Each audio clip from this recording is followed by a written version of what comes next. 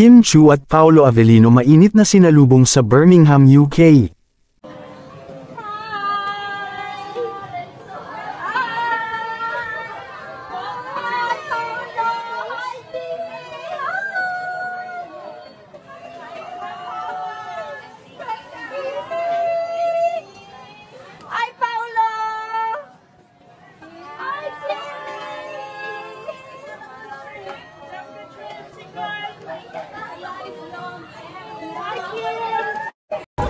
Nandiyan na sila, kami na sila. Interview lang with Rose, go! Rose, coming na.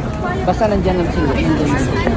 Tatawag sila pag Interview lang sa Rose. Anong masasabi ninyo na kahit saan kayo pumunta ngayon ay sinusundan kayo ng fans? I know that it's a familiar thing, pero eto talaga, Kim Pao, sumusunod sila sa inyo from Dubai to here in Birmingham.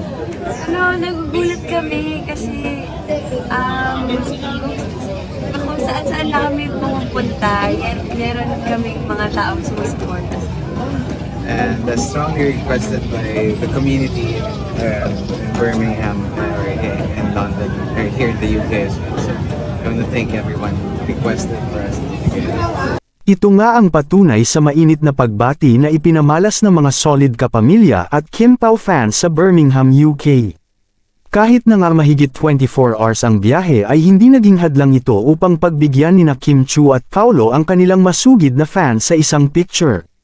Halata namang pagod ang dalawa ngunit fresh na fresh pa rin silang tingnan. Mayroon pang ang isang fan na naiyak at hindi mapigilan ang kanyang emosayan dahil parang nananaginip siya nang makaharap si Kim Chiu. Patunay ito na hindi lang sa Pilipinas kundi kahit sa ibang panig ng mundo ay sikat na talaga ang kanilang tambalan. Excited na si Paolo Avellino at Kim Chiu para sa kanilang nalalapit na show ngayong June 30 at tiyak papakiligin nila ang ating mga kapamilya sa UK. Anong masasabi ninyo sa balitang ito? Comment down below. Maraming salamat sa panunood.